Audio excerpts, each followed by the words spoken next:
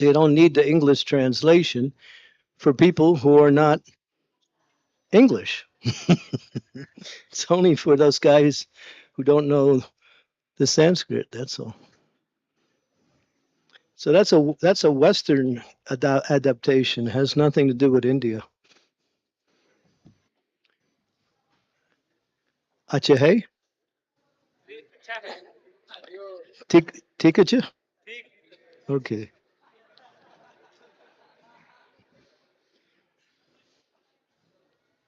Bod? Goranga. So we'll go right into the class. Om Namo Bhagavate Vasudevaya.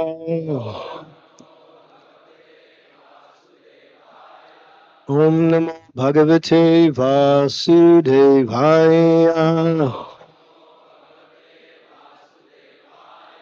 Om Namo Bhagavate Vasudevaya. So, continuation with the same verse from Srimad Bhagavatam, Canto 7, Chapter 5, verses 23 and 24. Prahlad, the saintly son of Hiranyakashipu. Sri Parada Uvacha. Not Prahlada, Parada. Sri Parada Uvacha.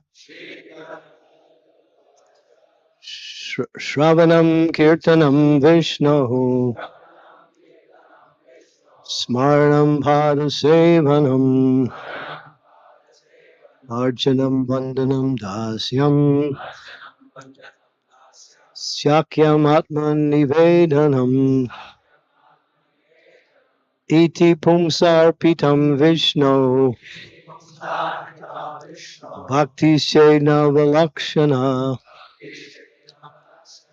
Priyate Bhagavatyadha. Tammani Ditam Auttamam. Chat.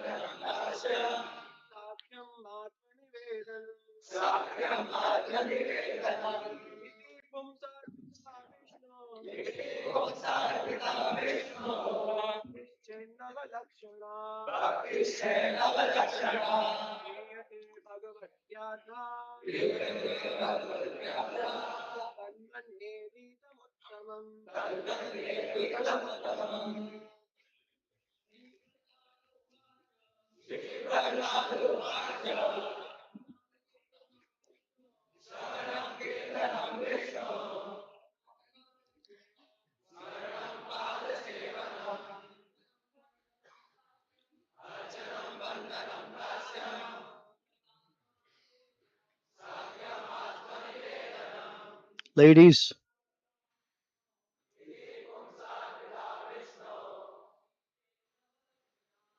Navalakshanam.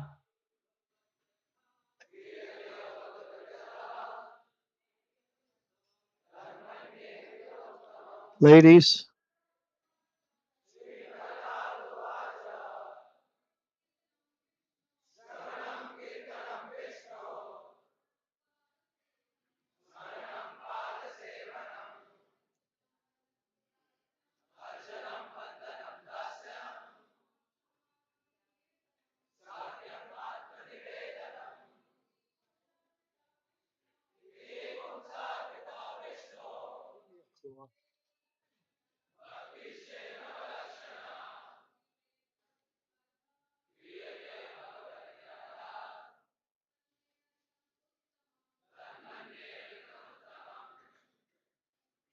Sri Parada Uvacha.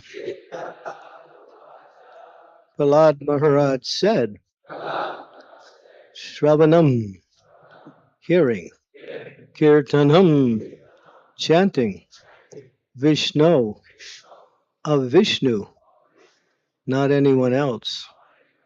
Smaranam, remembering. Padasevanam, serving the lotus feet. Archanam, offering worship. With Sada Sopachara, the 16 kinds of paraphernalia. Vandanam, uttering prayers. Dasyam, becoming the servant. Sakyam, becoming the best friend. Atmanivedanam, surrendering everything, whatever one has. Iti, thus. Pumsa, arpita, offered by the devotee. Vishnu, unto Lord Vishnu, not to anyone else. Bhakti, devotional service. Chet, if. Navalakshana, possessing 9 different processes. Kriyeta, one should perform. Bhagavati, unto the Supreme Personality of Godhead. Adhya, directly or completely. Tat, that.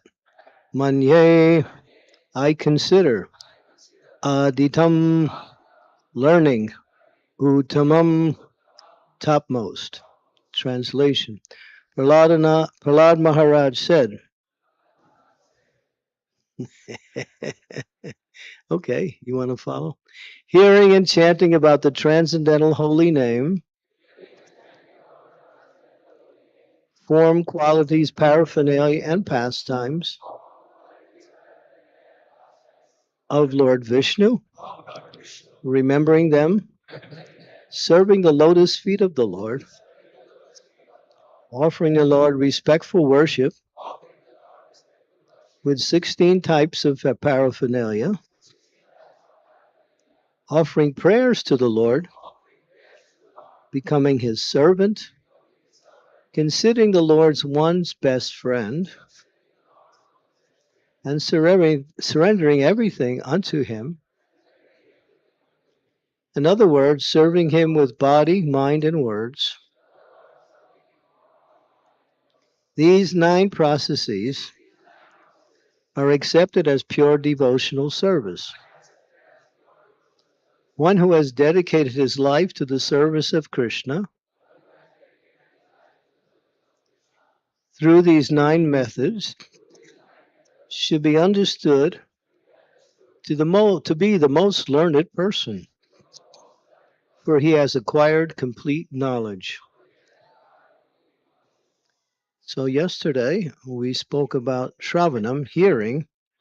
So today we'll go into the next in the series, because these are all given in a certain chronological order as in terms of importance. Shravanam, hearing of the holy name of the Lord. Shravanam is the beginning of devotional service. Well, we did that, okay? Kirtanam. Kirtanam, the hearing of the holy name, has been described above. Now, let us try to understand the chanting of the holy name, which is the second item in the consecutive order. It is recommended that such chanting be performed very loudly. Did we do that today? I think we maybe broke a few chandelier bulbs. It was quite loud. But that's fine, that's kirtan. In Srimad Bhagavatam, Narada Muni says that without shame he began traveling all over the world, chanting the holy name of the Lord.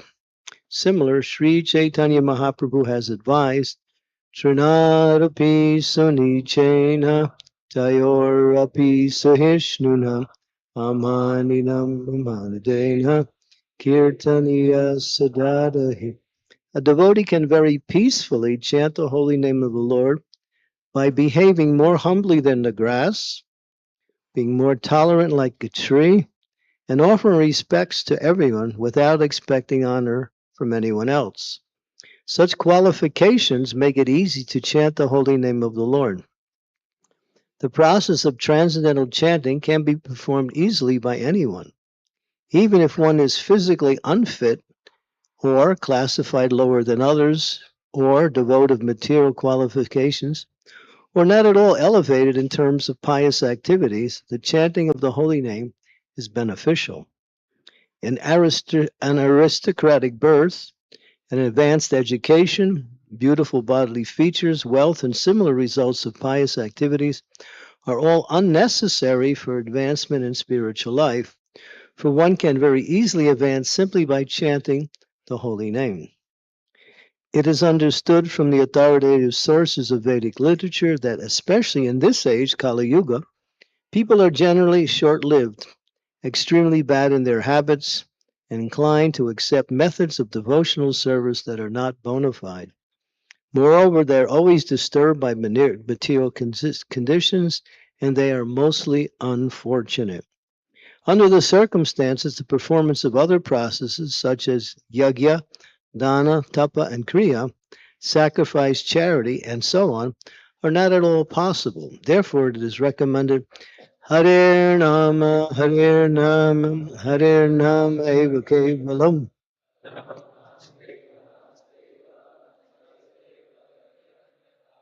In this age of quarrel and hypocrisy, the only means of deliverance is the chanting of the holy name.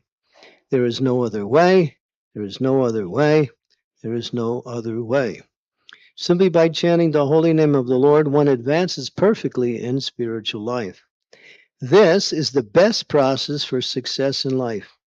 In other ages, the chanting of the holy name is equally powerful, but especially in this age, Kali Yuga, it is most powerful.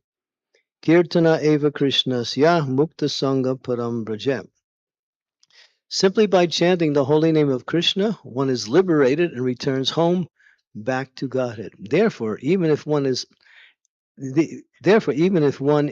able to perform other processes of devotional service, one must adopt the chanting of the holy name as the principal method for advancement in spiritual life. Yagyai sankirtanai prayai yayanti hi sumeda saha. Those who are very sharp in their intelligence should adopt this process of chanting of the holy name. One should not, however, manufacture different types of chanting. One should adhere seriously to the chanting of the holy name as recommended in the scriptures. Hare Krishna, Hare Krishna, Krishna Krishna, Hare Hare, Hare Rama, Hare Rama, Rama Rama, Hare. While chanting the holy name, one should be careful to avoid the 10 offenses. From Sanat Kumara, it is understood that even if a person is a severe offender in many ways, he is freed from offensive life if he takes shelter of the Lord's holy name. Indeed, even if a human being is no better than a two-legged animal, he will be liberated if he takes shelter of the holy name of the Lord. One should therefore be very careful not to commit offenses at the lotus feet of the Lord's holy name. The offenses are described as follows.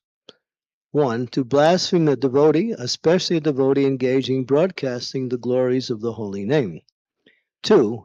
To consider the name of Lord Shiva or any other demigod to be equally as powerful as the holy name of the Supreme Personality of Godhead. No one is equal to the Supreme Personality of Godhead, and no one is superior to him. 3. To disobey the instructions of the spiritual master. 4. To blaspheme the Vedic literatures and literatures compiled in pursuance of the Vedic literatures. 5. To comment that the glories of the holy name of the Lord are exaggeration. 6. To interpret the holy name of the Lord in a deviant way. 7. To commit sinful activities on the strength of chanting the holy name. 8. To compare the chanting of the holy name to pious activities. 9. To instruct the glories of the holy name to a person who has no understanding of the chanting of the holy name. 10. Not to awaken transcendental attachment for chanting of the holy name even after hearing all of the scriptural injunctions. There is no way to atone for any of these offenses. It is therefore recommended that an offender at the feet of the holy name continue to chant the holy names 24 hours a day. Constant chanting of the holy name will make one free from offenses, and then they will gradually be able to be elevated to the transcendental platform on which he can chant the pure holy name and become a lover of the Supreme Personality of Godhead. It is recommended, even if one commits offenses, one should continue chanting the holy name. In other words, the chanting of the holy name makes one offenseless. In the book Nama Kaumudi, it is recommended that if one is offender at the lotus feet of a Vaishnava, he should submit to that Vaishnava to be excused. Similarly, if one is an offender in chanting the holy name, he should submit to the holy name and thus be freed from his offenses. In this connection, there is a following statement spoken by Daksha to Lord Shiva. So this is Daksha speaking. I do not know the glories of your personality, and therefore I committed an offense at your lotus feet in an open assembly. You are so kind, however, that you did not accuse me. You saved me by your merciful glance. You are the most great. Kindly excuse me and be satisfied with your own exalted qualities. One should be very humble and meek to offer one's desires and chant prayers composed in glorification of the holy name, and such as Ayi Mukta Kaler Upasyam Manam Nyan and Nivrittitasya Upaniyama Nud. One should chant such prayers to become free from offenses at the lotus feet of the holy name. Om Gyan Timirandasya Gyana Janaskakya Chaksu Militam Yena Tasmai Shri Gurave Namaha. Nama Om Vishnu Padaya Krishna Pistaya Bhutale Srimakti Bhakti Vedanta Swami Tinamine Namaste Saraswati Deve Ani Pracharine Nirvisesa Sunyavadi Paschatya De Satarine Vanchakalpa Tarubhishcha Sindhu Bevacha Patitanam Bhavanebhyo Vishnavebhyo Namaho. Sri Krishna Chaitanya Prabhu Nityananda Gaura Bhaktavinda Hare Krishna Hare Krishna Krishna Krishna Hare Hare Hare Rama Ram Ram Hare Hare. So Kirtanam, and Kirtanam kind of indicates congregational glorification of the Lord. But here we also hear from Srila Prabhupada as he describes the other aspect of Kirtan or chanting the holy name is japa also. So both of these were emphasized by Sri Chaitanya Mahaprabhu. Although he is noted for his kirtan, practically when he was with his devotees throughout the day, they were doing kirtan in the morning, the afternoon, and even in the evening, and for many years also throughout the entire night. But Lord Chaitanya chanted japa. You can see there are also photos of him chanting japa. And he made it a point to chant his japa also. Not that he has to, because he is the Supreme Personality of Godhead, but he's teaching from the position of a student who is worshiping the Lord, how important it is to follow the practice as given by the acharyas. When Srila Prabhupada first started his Krishna consciousness movement back in the 1960s, he said to the devotees, everyone chants 64 rounds a day. Hare Krishna. But the devotees, us Westerners, we don't like to be told what to do. It's the Western ego. So anyway, they started to say, well, Srila Prabhupada, we have other services to do, and we won't have enough time. There's not enough time. So Prabhupada said, fine. So he went down to 32.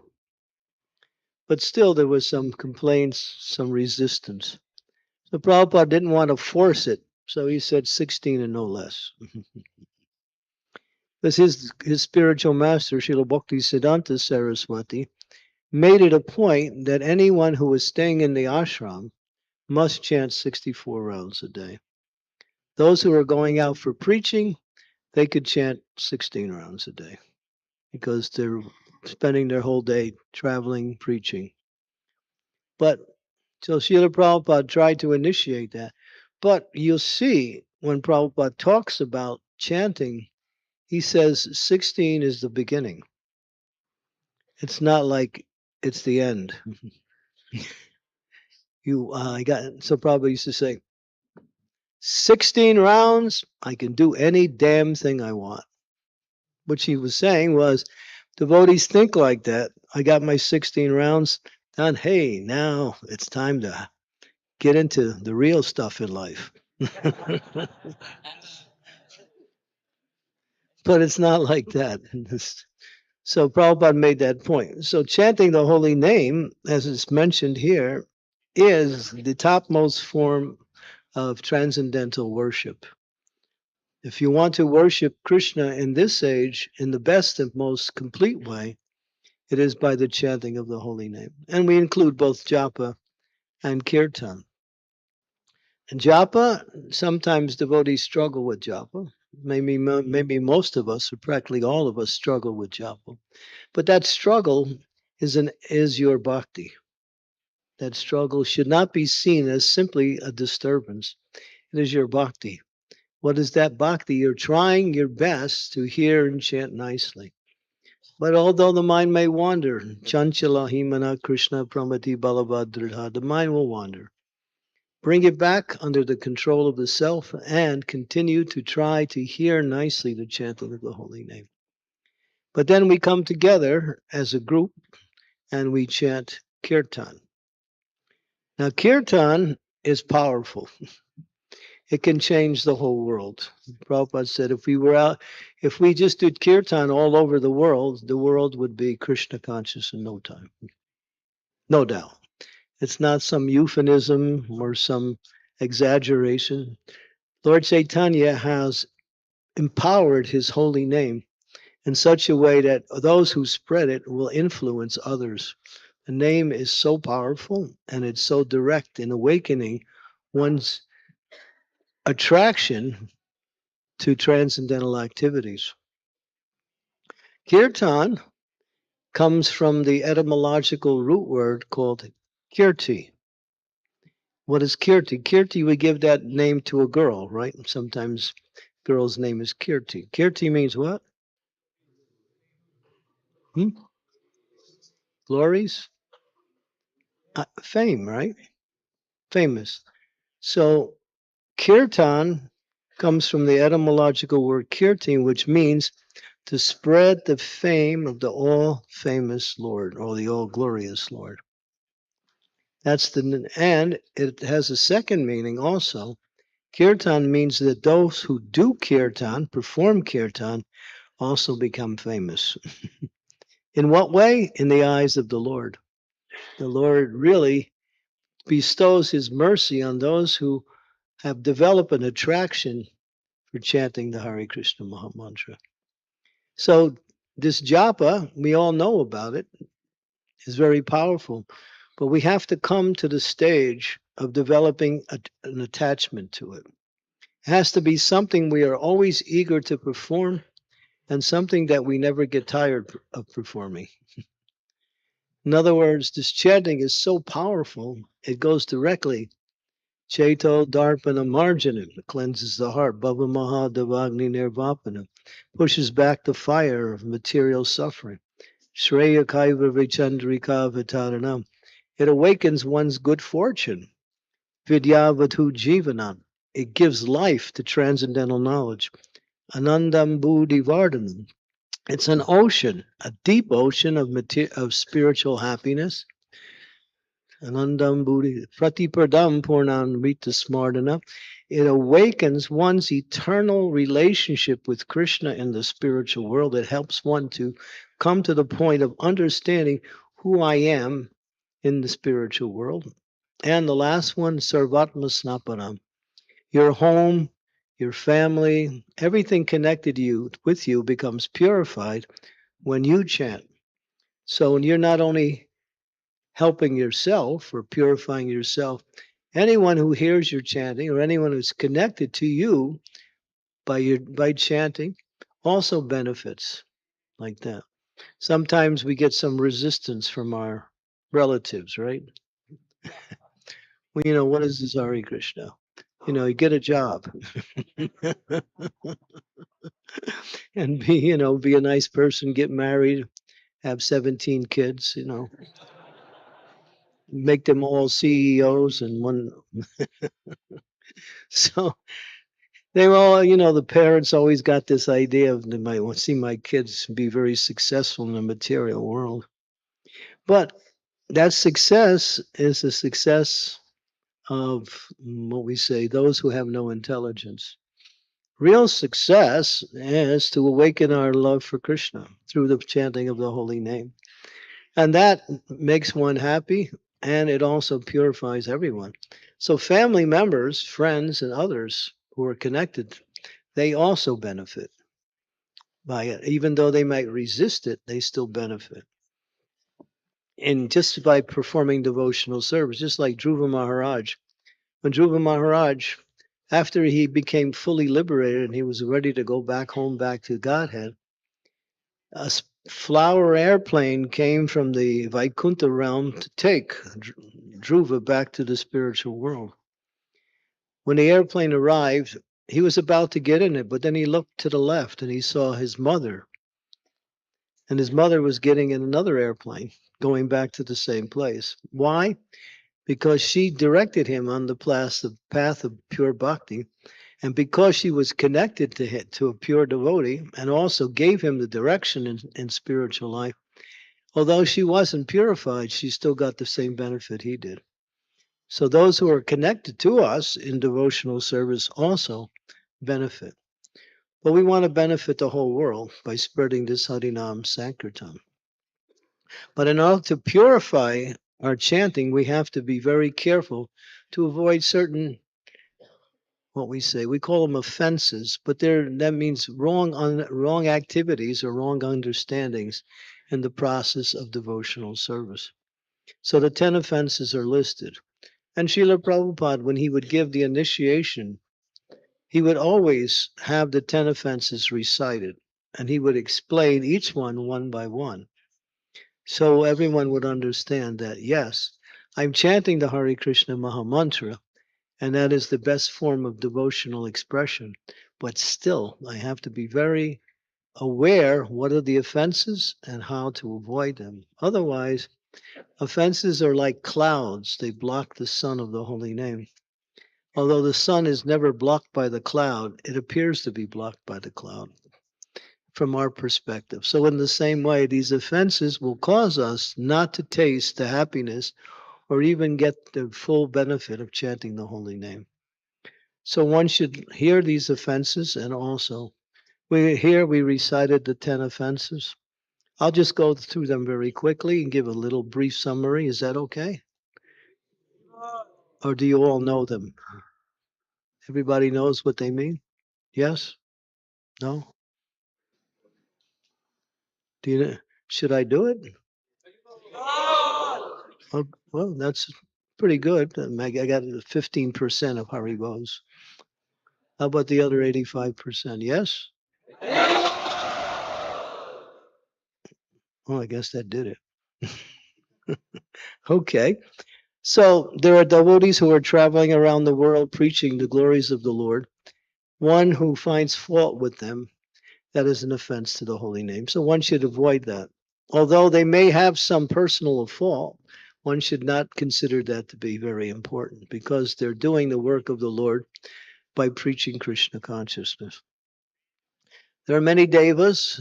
The topmost of all the devas are Shiva and Lord Brahma. If one equates Brahma and Shiva on the same level as Vishnu, that is also an offense. Aham Adi Devanam, Bhagavad Gita says that the devas are my angas. They are my universal controllers. They have a particular service to manage the universe. They may be very powerful, and they may also have followers and accept worship. But if one sees them on the same level or even greater than Lord Vishnu, that is considered to be an offense. The third one is we follow the instructions of the spiritual master. If one somehow makes a mistake and doesn't follow the instruction, that's not such a big offense, but one should learn what are the instructions so one can follow very carefully. And if one deliberately disobeys the instructions of the spiritual master, that is offense, and it will make one's japa very difficult, one's chanting very difficult. There won't be any taste. That's a very important one to consider, because the spiritual master is the foundation by which we make progress in spiritual life. So if we're not following his instructions, or at least minimizing his instructions, marginalizing his instructions, thinking, well, these ones are important, these are not so important. That's called marginalizing. Therefore, all of the instructions of the spiritual master as given, some are given personally to the disciple, and others are given in general for everyone. But everyone should learn them and be very carefully to follow them. The fourth offense is that there is so much other Vedic literatures, such as there are different Puranas, and they may also speak about religious principles that are not pure devotional service. If we find fault with them, just like there are some Puranas that glorify Lord Shiva as Bhagavan, that he is the supreme. But that's meant for people who cannot practice pure devotional service, who need to stay within the house of Veda. It allows them to worship Shiva, although Shiva is not the supreme Lord. He is a very powerful demigod. He's called Mahadev. He's very powerful, but he never accepts worship as the supreme Lord. He accepts worship as a demigod. Some people worship Shiva as the supreme Lord, and if they do, Shiva will say, okay, that's enough. Go to Krishna. Because that's where I am. Or go to Vishnu. Or go to Ram. He's actually a Ram Bhakta. Shiva's a Ram Bhakta. Brahma Bole Chaturmukhe Krishna Krishna Hare Hare Mahadeva Panchamukhe Rama Rama Hare Hare. So he worships Lord Ram. So he's shown by his own example that he is not the supreme, but people see him that way. So there are many persons who cannot take to pure devotional service, but if they worship the other demigods, they can make gradual advancement towards the precincts or the path of pure devotional service. So the Puranas, and many of them, make allowance for worshiping lesser. So if you criticize those statements, saying that they're wrong or false, or then that is an offense, because they're meant for a certain class of people. The fifth offense is to give some interpretation of the holy name of the Lord, to compare the holy name of the Lord to something in this world as being material, to think that the holy name is simply the glories of the holy name are simply eulogies or hyperboles. In other words, exaggerations.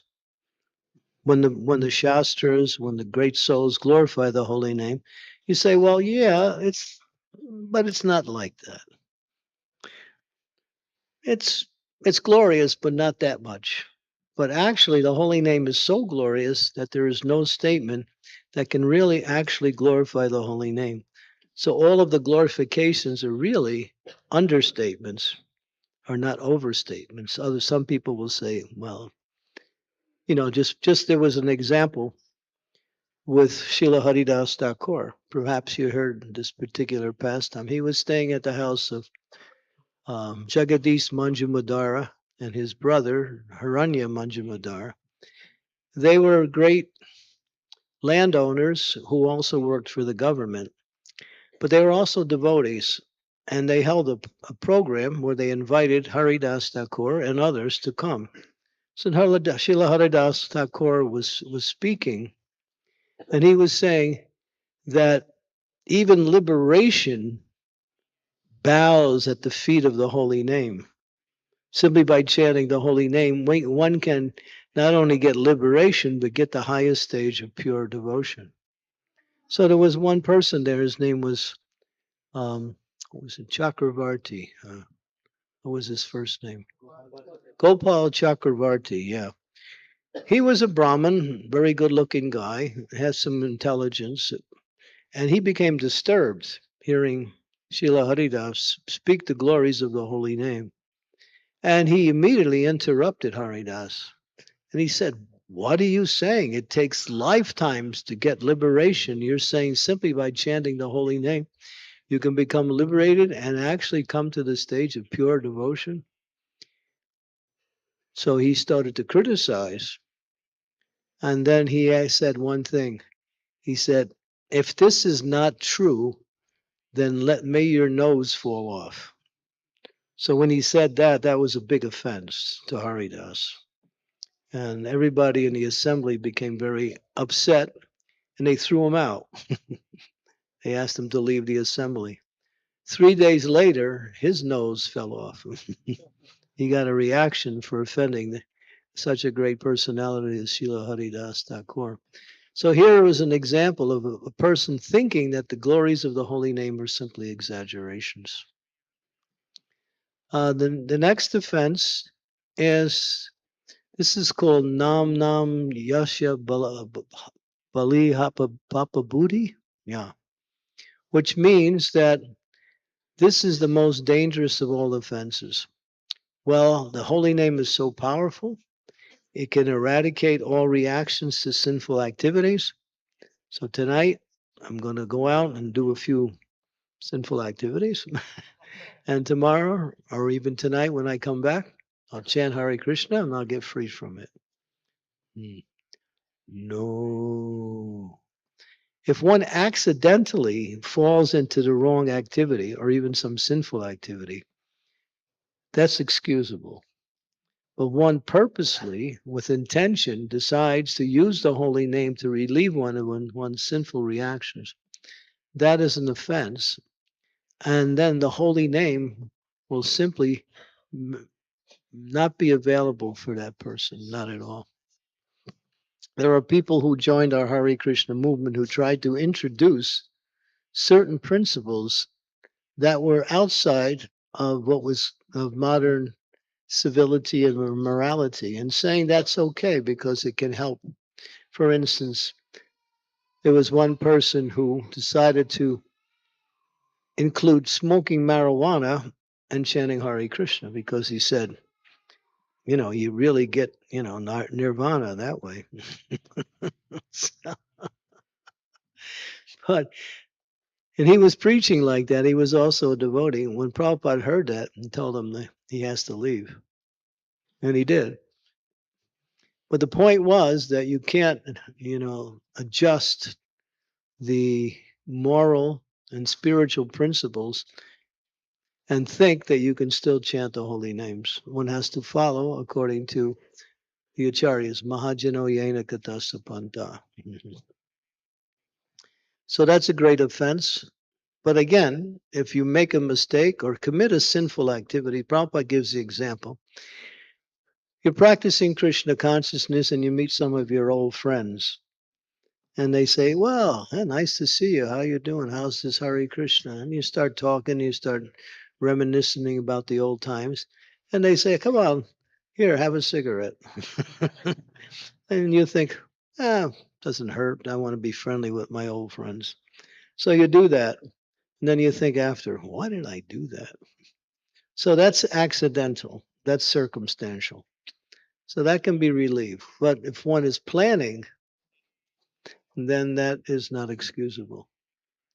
The eighth offense is that there are so many rules homas, yagyas, pujas that are mentioned in the Vedas, karma kanda, jnana kanda, different kinds of purification processes. To think that these things are the same as chanting Hare Krishna. I'm doing my homa, I'm doing my puja, you're chanting Hare Krishna. That's nice. We're doing the same. No. The chanting of the holy name supersedes all of these ritualistic activities, which are simply meant to get a better footing in spiritual life and bring about some material success or material result. The chanting of the holy name is spiritual, pure spirit. Golokera, Premadana, Harinam, Sankirta, Ratin Jan Milo Kena Upai. This is coming from the spiritual world itself. It is the activities of not Vaikuntha, but Goloka. Goloka. So it is pure, therefore it's not has not the slightest connection with anything of the ritualistic ceremonies. So offense is to connect, to think that they're the same.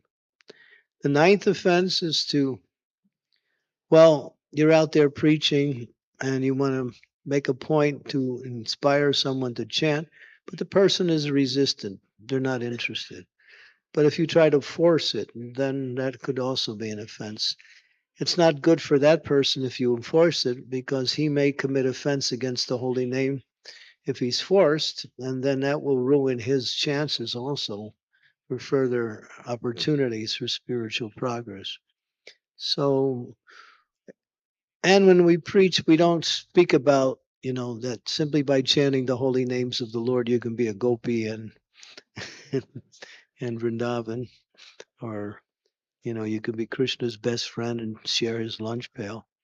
We speak about, we speak about, chanting the holy name as that you can actually become peaceful, free from anxiety, develop some joyfulness, happiness, and you can connect with God. Simple preaching like that. And the last one, this is a very interesting offense. After hearing so many instructions, reading the books, going to classes, many years of practice, one is still attached to the material world for material sense gratification. Therefore, the holy name will not give the mercy if we're still, after hearing so many instructions, so much time, energy, and efforts to chant, to understand, but we're still looking towards material energy for happiness, then the holy name will not give that mercy. So these are the 10 offenses, but there's another offense. It's called the 11th offense, which is inattentive chanting. Inattentive chanting is divided into 3 categories: vikshepa, audakshina, and jadya. Vikshepa means being distracted while chanting. Audakshina means no enthusiasm for chanting, lackadaisical, just humdrum. Hare Krishna, Hare Krishna, Krishna Krishna, Krishna. Let me check my messages here. Hare Krishna, Hare Krishna, Krishna Krishna. Oh, wow. Hare Krishna, Hare Krishna, Krishna Krishna, Hare. Ooh. Got to finish this round because I can read that. Hare Krishna, Hare Krishna, Krishna Hare Hare. Well, that was a good round. So not like that. So you should be attentive, not focusing on cell phones. I tell everyone, shut your cell phone off when you begin your japa in the morning. Turn it on later, you're not missing anything. Unless you're president of a company, you might want to keep it on. But otherwise, the cell phone messages will always be there. There may be some emergencies, but the real emergency is to chant Hare Krishna. So don't get distracted like that. And don't be in a hurry to finish. This is one of the things that destroys japa faster than anything is rushing through japa or trying to get it done within a certain time period. Give yourself enough time to chant, and if you have limited time, then chant nicely within that time period, and then find another time to complete your rounds. But don't rush, because if you rush, you're telling Krishna that I want to get out of here fast. And he says, well, before you get out of here, I'm out of here. So he's not there. If you don't want me around, then I'll go. So we shouldn't be trying to rush to japa. And it makes japa somewhat, what we say, the pronunciation becomes somewhat, what we say, crunched together. It doesn't become clear. So these are things we should avoid. And the last one is sleep. Sleep means sometimes we're tired. And so Bhaktivinoda Thakur explains that if you feel tired when you're chanting, get up and walk. But even if you still continue to be tired, even while walking, he says, then stop chanting, rest. And when you're rested, then you can begin your chanting again, like that. So it's not that, so these are the three forms of inattention. And Srila Bhaktivinoda Thakur explains, he says, by cultivating proper attention and chanting, we will not commit the other 10 offenses. So what he's saying is the tendency to commit the other 10 offenses is practically destroyed through attentive chanting. So it's really one of the most important parts of the offenses. So we should always work. If you want to make progress, sometimes devotees ask, how can you make for fast progress in Krishna consciousness? Attentive chanting. Both in kirtan and in japa, but especially in japa, like that. Okay, we all know the glories of the holy name. There's so many stories that centered around the holy name, that the holy name purifies the whole atmosphere. Just like, I'll give you an example. This is a ISKCON story. There were two temple presidents in ISKCON. This was in the United States. And they were at loggerheads with each other. They were not getting along with each other. So they avoided each other. But then there was a kirtan program and they both came. And the kirtan was going on. And one of them, and then the devotees made a circle. And kirtan was in the middle. Devotees were dancing around. And one temple president was on one side, the other one was on the other side. They made sure they were really far away. So they're singing and dancing. But then there was one devotee, I won't mention any names, but he thought, here's a great opportunity. So he started to dance with one of the temple presidents. He pulled him in and started to dance. So he's dancing, but he's very strategically going towards the other one. So he got to the other one, then he pulled him in. So the three of them are dancing. And then he leaves, and the two temple presidents are dancing together. And that's the glories of the holy name. We forget about all of our difficulties. When the holy name is there, and then there's nothing else happening in the world. It's so, and so if we make the chanting of the holy name our main activities, and I always suggest to the devotees, as much as you can, chant early. Try to complete your prescribed number of rounds in the earliest possible part of the day. And that will give you spiritual strength throughout the day. And you'll be more equipped to deal with whatever encounters you have to deal with today. The holy name will give you clarity of vision, and it also gives you enthusiasm in your execution of your devotional service. So chant early, and of course the early rounds are nice. Srila Prabhupada used to say, every round you do before Mangalarti is equal to doing 4 rounds after Mangalarti. But don't think I can just do 4 rounds times 4. Boy, that was the best job. 16 rounds. It's not like that. But what Prabhupada is saying, the potency that one can achieve in early rounds, especially those early time before Mangalarti, is very, very conducive to our spiritual progress like that. So Krishna's name is Krishna. There's no difference. Nama Chintami Krishnas Chaitanya Rasa Vigraha. Punya Sudya Nitya Mukta Abhinna Tvam Nami Nami No. Nami and Nam. Nami is the name. Nami is he who is named, and Nam is the name.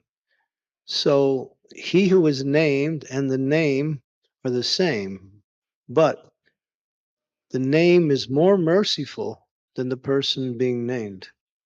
Because if you commit offenses against Krishna, the only way you can get free from it is by chanting his holy name like that, continuously like that. Okay, I don't want to spend too much time. Let's see if there's any comments or questions. Yes, okay, right here.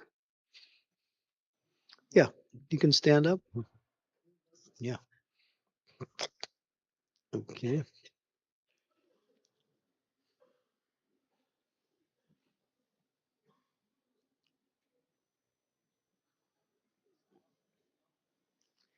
The sages at Nami Sarani didn't have this problem.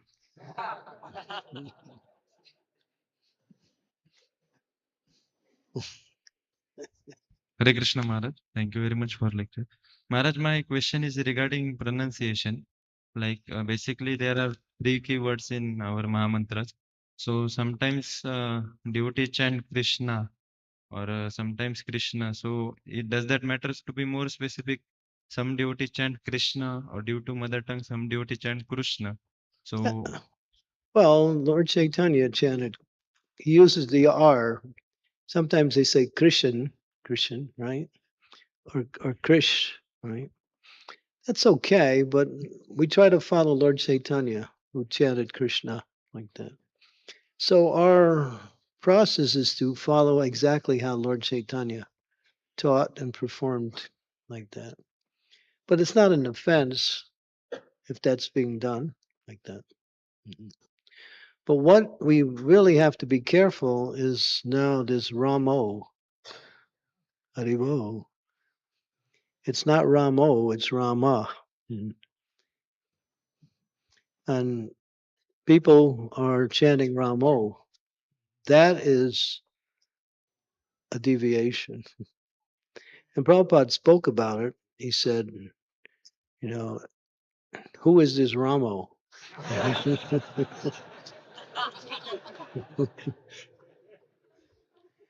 He's the Italian cook down the street. Ramo. He gives you nice pizza. So no, this Ramo is one of the things. Devotees are slipping into this Ramo thing because sometimes we emphasize the holding of the last letter of the Ram name, and we emphasize, and it comes out O instead of A. So be careful of that one. That one we should 100% avoid. Rama. It's guttural. Rama. You pull it in. It's not Rama. Rama. Hare Krishna, Krishna Krishna, Hare Hare, Hare Rama, Rama Rama, Hare Hare. When you chant like that, you'll feel more happier than when you chant Ramo. Oh no. Please don't do it. It hurts my ears when I hear it. So that one I should be very careful. And Hare is Hare, it's not Hade. Sometimes we say Hare Krishna. There's no D in there. It's Hare, Hare Krishna, Hare Krishna, Krishna Krishna, Hare Hare, Hare Rama, Hare Rama, Rama. Rama. If you say Ram, that's fine. But if you say Rama, that's better. Because the actual mantra contains 32 syllables. Like that. Like that.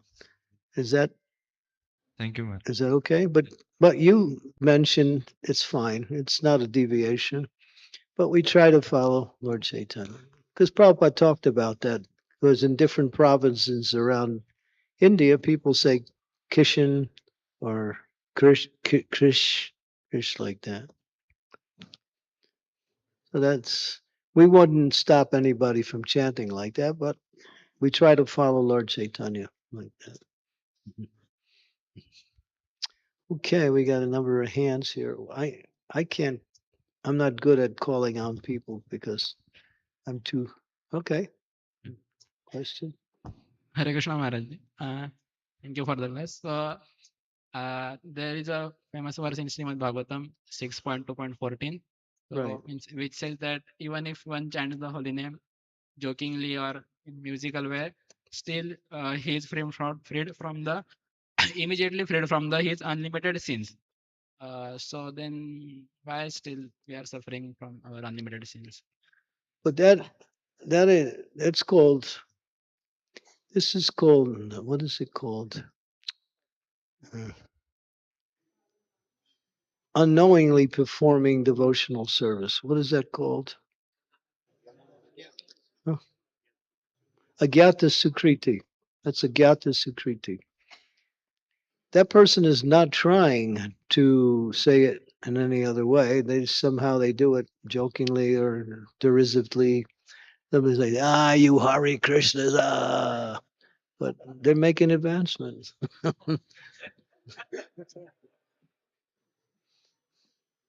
So that is called Namabas. It's not the pure name, but it's a glimmer of the name, and therefore, because it's done with sincerity, although wrong, they get what is called freedom from sinful reaction. But they don't get love of God or prema bhakti. So yeah, that's concessionary. There's four types of thing. One is derivative, making fun, jokingly, accidentally, and there's one more. I forgot the other one. Musically, Yeah, just making it a musical thing. musical entertainment. Yeah. But that is, yeah, that's Agyata Sukriti, unknowingly performing devotional service. We don't get freed when we are ending. You get some benefit, but if you know what's right, you shouldn't do it. You should do it according to how it's been told to get how we should do it. If you know, but these other things refer to people who just may automatically say it. Prabhupada talks about the example of one Islamic person. He was being chased by a boar, and then he was yelling, Haram, Haram, Haram, which means abominable. But he was saying, Ha Ram, Ha Ram. And so when he got killed by the boar, he got liberation because he was saying Haram at the time of death. So that is, accidental or what we might say. Yeah. But for us who practice Krishna conscious, who know, we can't fall into that merit. That's for those who don't know.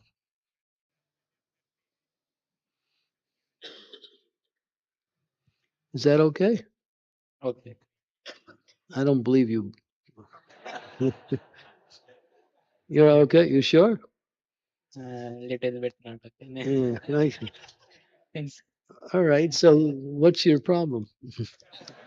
means what that shloka indicates is that it is even they are freed from sins. So what I thought that those who are sincerely trying, they must get freed they also must get freed from all their unlimited sins. Yeah, those who sincerely try. Yeah, yeah. That's the beginning. When you chant Hare Krishna, you're destroying the reactions of your sinful activity. That happens right as soon as you start chanting. That's happening. Happy. Yeah, that's soon as you begin chanting, you're nullifying the reactions of your not only of your sinful activities, but your pious activities too. It's, but that's okay. We don't need those things. Yeah, so yeah, that's right. Take care. Okay, thank you. Hare Krishna Maharaj. Hare Krishna. So, thank you Maharaj for very wonderful class. I thought that this class is only for me. So relevant. Yeah, I was thinking about you.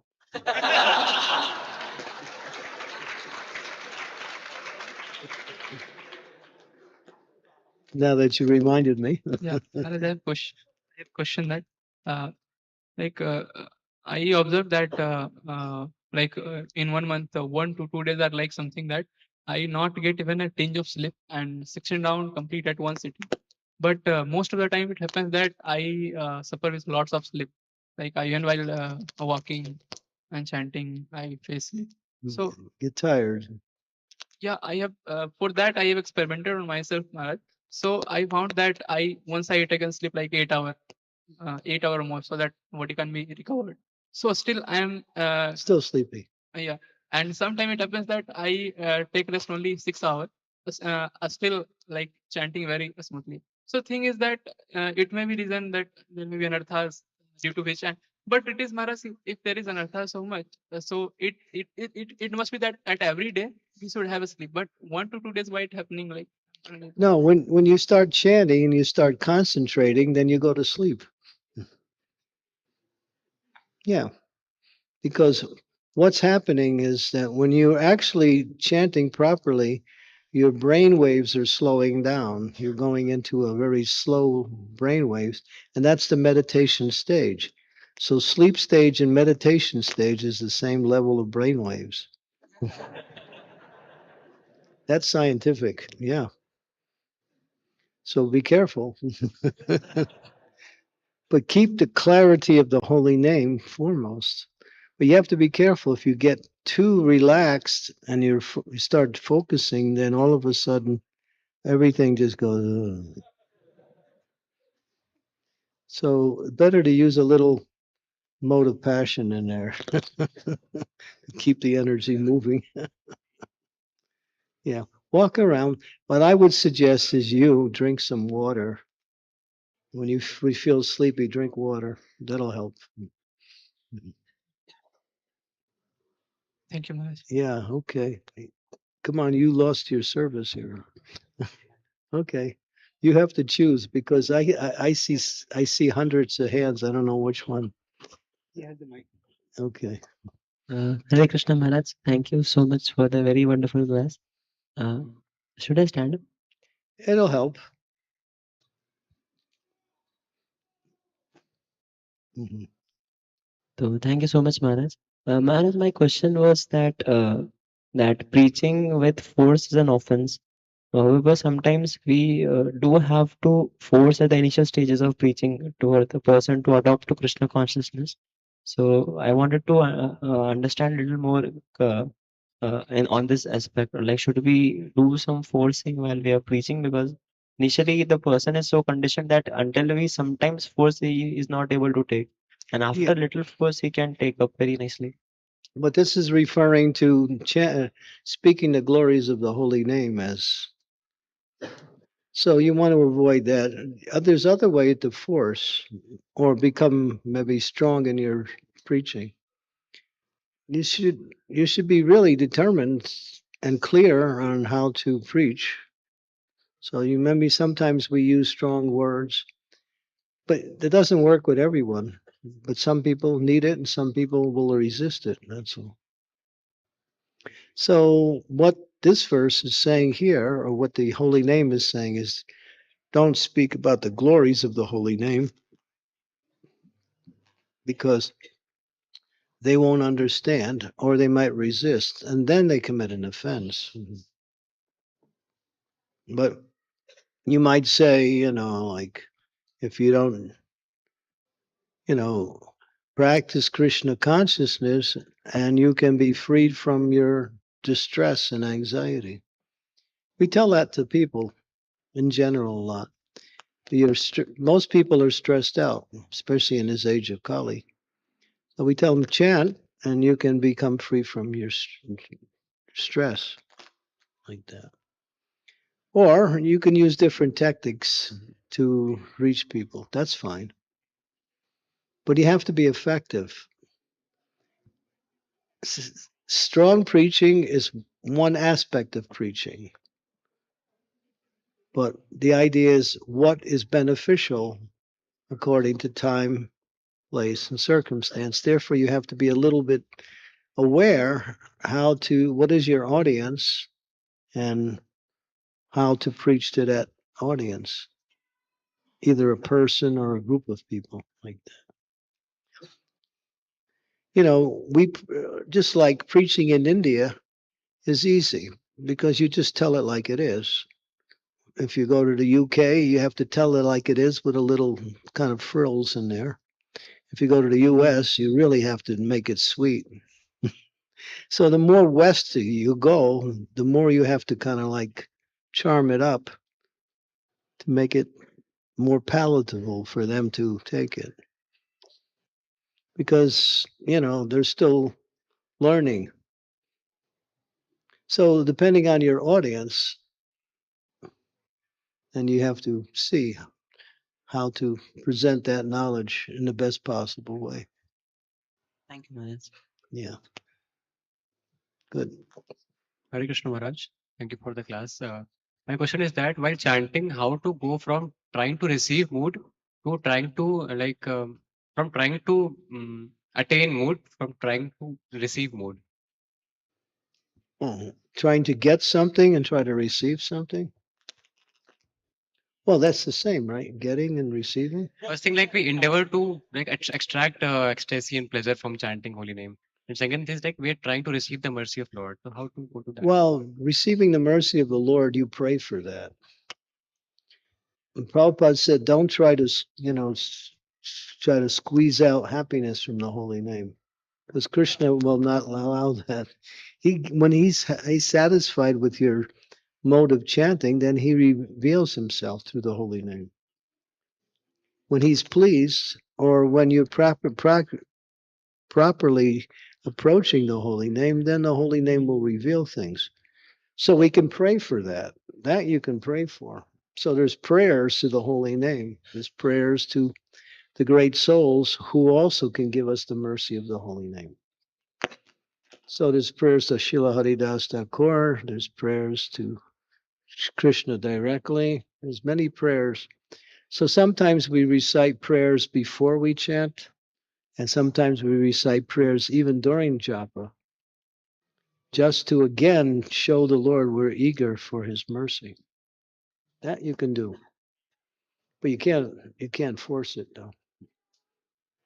Thinking that if I just, squeeze a little harder, it'll come out. It's not gonna work. Okay, so who has the mic? Okay. Hare Krishna Maharaj. Maharaj, thank you very much for the wonderful class. My question is that during chanting, sometimes negative thoughts comes, and sometimes the whole academic plans comes in the chanting only. Like The whole what? so, how to avoid it and focus on the chanting?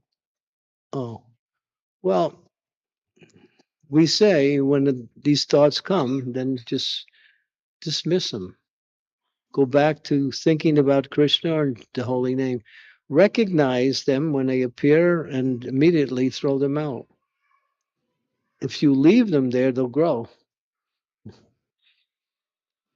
and become strong. As soon as they come in, kick them out. And the longer you leave them there, the harder it is to kick them out. It's like if somebody comes to the door and you don't want to let them in, you don't let them in. But if you let them in, then it's harder to get them out. So in the same way, don't let these thoughts come in. As soon as you see them, oh, this is Maya, throw it out. Forget about it. That's all. I remember when I first joined the Hare Krishna movement, that's one of the first things I learned from my Bhakti leader. He used to tell me, kill that thought, or else it'll kill you. That was his main mantra. He would always say that, kill that thought, or else it'll kill you. So what he was saying is get rid of that thought and go back to hearing the holy name or think about something connected with devotion. We have a choice what to think about. Maharaj. Okay. Okay, where's the mic? Hare Krishna. Okay. Maharaj, my question was regarding the ninth offense. You explained Again? Yeah. teaching about faithless person, not Mhm. So sometimes when we are preaching to the audience, so there may be some people who are faithless and some Yeah. who are faithful. That you can't help. We do that anyway. That's you don't really, you have to be careful. Usually if you have a mixed audience, you don't speak really high philosophy. But we make that mistake sometimes with a mixed audience because we don't know. But keep it simple when you have a mixed audience. Usually they say if you have a mixed audience of devotees and new people, you preach to the new people. The devotees will also benefit.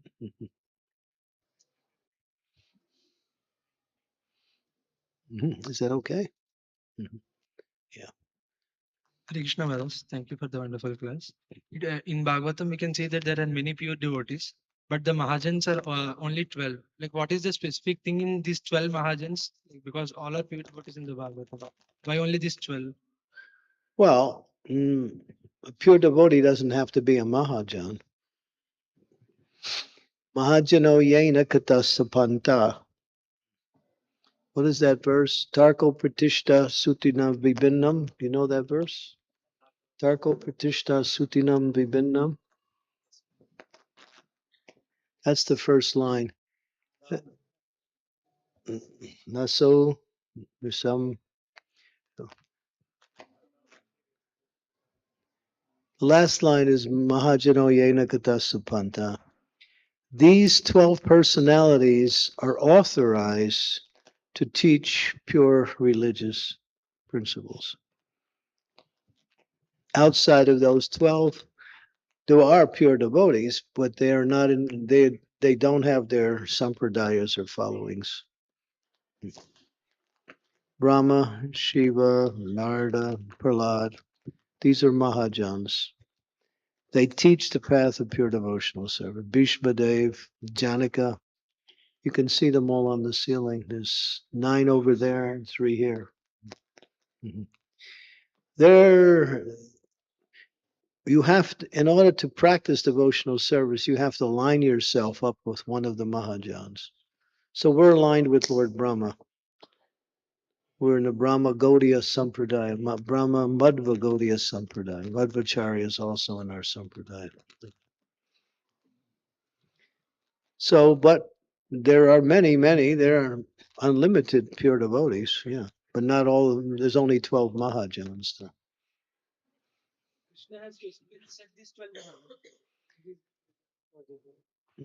It's mentioned in the 6th canto. Who are these Mahajans? And it says, Prabhupada would say, they know the path of bhakti. They can teach the path of bhakti. There's many who know the path of bhakti, but may not be expert in teaching. But they are expert. And they have their followers like that. So we follow Brahma like that. You have the Rudra Sampradaya, you have, other Sampradayas also. Okay, where's the, Some where's we the, take for mother is the ladies? Do you have a microphone back there for the ladies? Please send the other mic towards the ladies.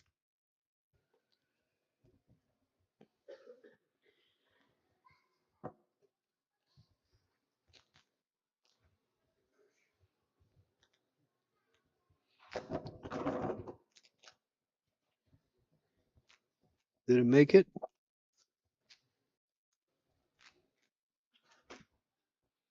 Okay, whoever has the microphone, stand up. Yeah. Okay.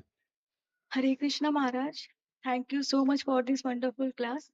Please accept my most humble and respectful obeisances onto your lotus feet as servant of your servant. Maharaj, I had a question that in 9 stages of bhakti, namely Shraddha, Sadhu Sang, Bhajan Kriya, Anartha Nivritti, Nishtha Ruchi, Asakti Bhava Prema, Right. in which minimum stage Krishna is more likely to open the doors of Shuddha Prem for us? What stage is Krishna most likely to open the door? Yes, of Shuddha Prem, Shuddha Nam, Shuddha Nam. Shuddhanam. Yeah. Ruchi. Ruchi may be Ashakti. When you get to the platform of Raganuga Bhakti, Raganuga Bhakti can start on Nishta, but it's very rare. It generally starts on Ruchi, but it becomes really fixed on Ashakti. So I would say on the Ashakti stage, to be sure. In Asakti, Ashakti. That's the preliminary stage before Bhava and Prema. is there any chances if we commit offenses, we'll fall down from Shuddha Nam to Nam Aparad? Yeah, in there's Asakti there, stage? there's examples in the scriptures of persons who were on the platform of Bhava and fell down. Bart Maharaj, who went to the forest, but he got attracted to a deer. And he gave up his practice just to give his full attention to this deer. And he fell down. And but then because he had attained such a high stage in that life, in his next life he became a deer because he was attached to a deer. But he had to wait at least 3 births before he could actually attain perfection. So yeah, you can fall down. Bart Maharaj fell down. Oh, there's one preacher who criticized another great soul. When he criticized this lady, she was a great soul. He fell down. He was on the platform of Bhava. He fell down also. So usually people fall down from the high stages due to offenses. So Maharaj, why don't Krishna protect after attaining the highest stage? Hmm? Why don't Krishna protect from the offenses after attaining Shuddha Nam? He does protect, but you have to be careful not to fall into it. If you criticize Vaishnavas, he says don't criticize Vaishnavas, but if you do, just like if you develop a very advanced form of Krishna consciousness, you think you're advanced. If you have a little bit of pride based on your advancement, that pride could cause you to commit offenses towards others, thinking you're better than others, thinking that you can criticize or correct others. So with advancement also comes a little bit of a danger, and that is pride. Then what is the solution for this pride? Trinadapi sunichena tayori vasahishnuna amanina vanadena. The solution is to serve Vaishnavas. Okay, thank you so much, Maharaj. If you become enthusiastic to serve the devotees, then generally you won't commit offenses. Yes, Maharaj. Thank you so much. Another lady? Okay, yes. Hare Krishna Maharaj, please accept my humble obeisances. Maharaj, my question is regarding, as we heard so many times that Krishna and his holy name is non-different. So it's easy to make personal relationship with Krishna by getting attracted to the form. But it's not easy, or it's difficult to, For the holy name. yeah, for holy name and Krishna is same, so we should chant in and make personal relationship with Krishna through holy name. So how to? Before you can realize the form, you may be attracted to the form. Before you can realize that form, you have to go through the stage of purifying yourself through the chanting. Nam leads to form, form leads to guna, guna leads to lila. Mhm. So nam, nam rupa guna lila. So by perfecting your chanting, you can enter into the realization when you see the deity, you cry. You see Krishna immediately and you start crying. So if you don't cry when you're seeing the deity, you haven't realized him yet. Because that's Krishna up there, and we're looking, we're thinking, yeah, he's nice. He's dressed so nice. He's got a nice girlfriend. But when you see the deity and you cry, then you get your understanding, and then you're seeing Krishna in the form of deity. Those tears are the indication of purification. So yeah, and then of course each of the stages leads to the next stage. So you may be attracted to the form, but to realize the form as being non-different than Krishna. Arche Vishnu, Siladi, Guru Shunamati, that the deity is Krishna himself, not a representation. Deity can walk, the deity can talk, the deity can eat. And he does that sometimes. So that's realization. But we see the beautiful form of the Lord, and then we become attracted. That's bhakti also.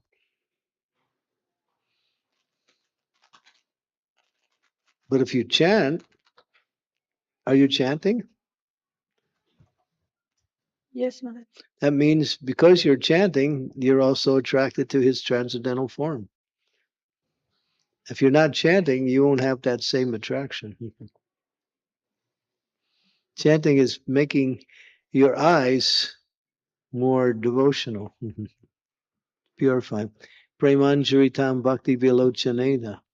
Santasa daiva hridayeshu vilokayanti. Am shama sundar chinta guna sarupam. Govindam adipurusham tamaham bhajami. So yeah, the chanting is purifying the heart, purifying the mind, purifying everything. So when you see the deity, oh, you're actually seeing Krishna. Thank you, Maharaj. Okay. Hare Krishna Maharaj, Tandat Pranam. Thank you for the wonderful class. Maharaj, my question is, we read so much, we hear. So basically, we understand the principles and philosophy. So if someone will ask us, we can even tell them what are the principles or what are the philosophies or what is the Namaprad. But while practicing it on day-to-day basis, there are times which are very high, we are practicing nicely, but there are times when we are very low. And during that low phase, there are possibilities that we end up making mistakes. So does that mistake come under the offense on the basis offenses, making offenses on strength of holy name, or it can be No, forgiven? no, it's not. No, it's if going up and down like that means you haven't reached the stage of nishta yet.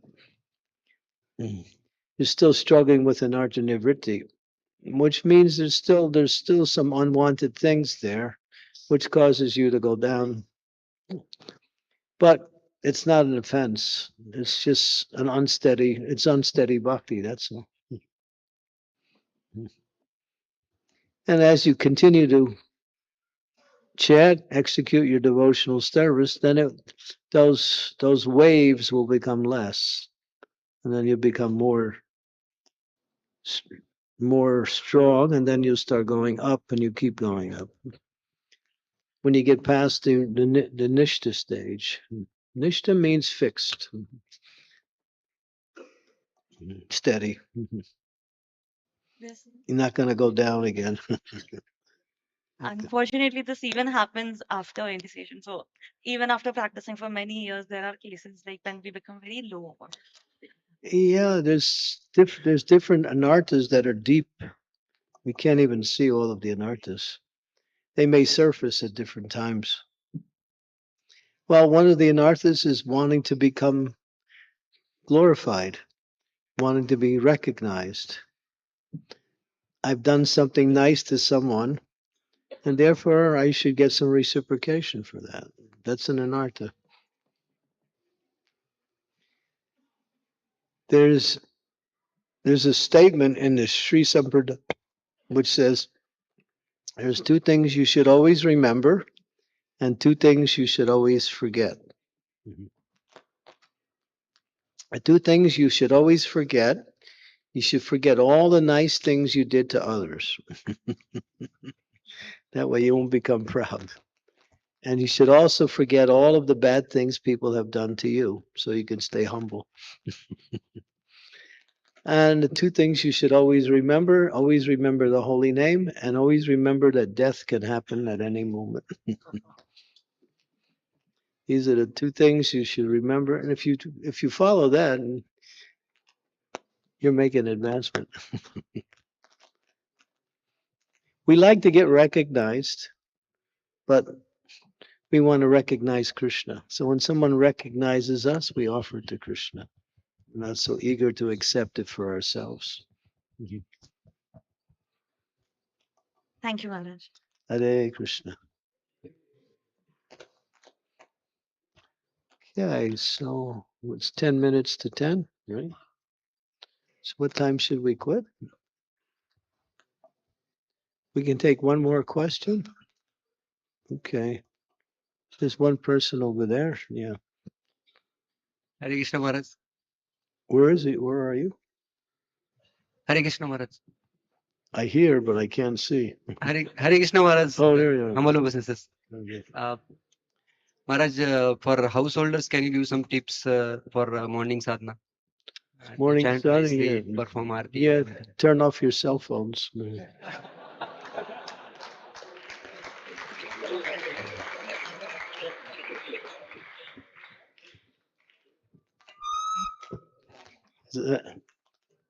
If you can do that, you'll get a lot of advancement.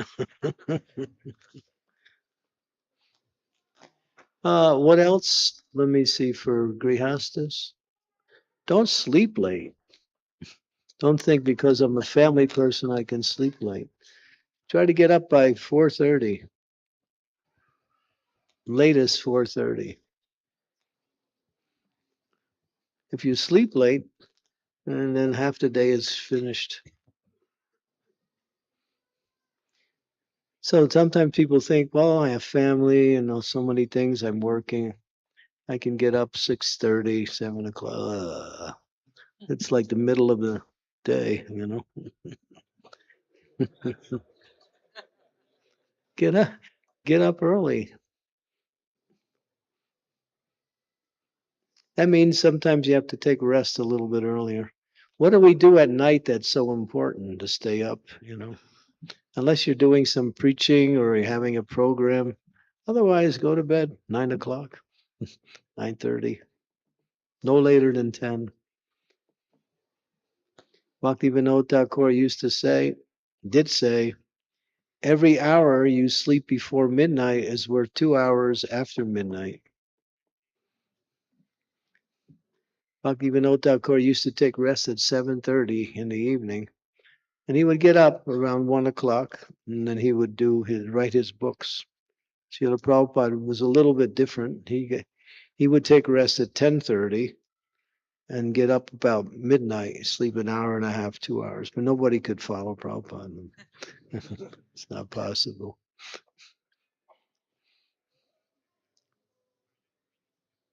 Yeah, so getting up early, I would say, would be a recommendation, I would say. The day goes much better when you get up early. And spend more time for hearing and chanting, worshiping, like that. Okay, thank you. Srila Prabhupada ki jai. Harinam Sankirtan ki jai. Gaur Premanande Gaur. His Holiness Chandramauli Swami Maharaj ki. Hare Krishna.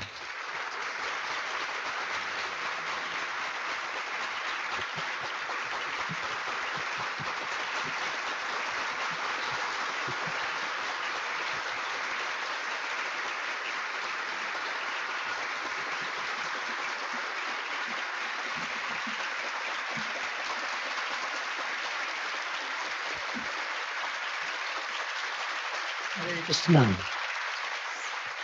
So we have Rohit Maharaj's books there.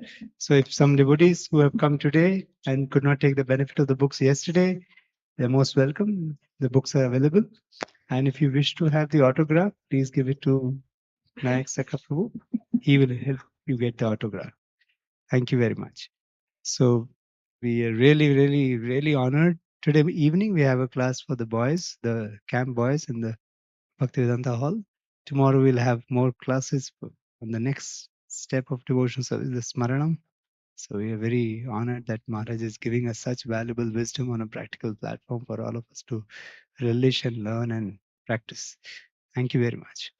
His Holiness Chandramauli Swami Maharaj ki jai. So it's 5 minutes to 10. At 11:10 the camp will begin. Hare Krishna.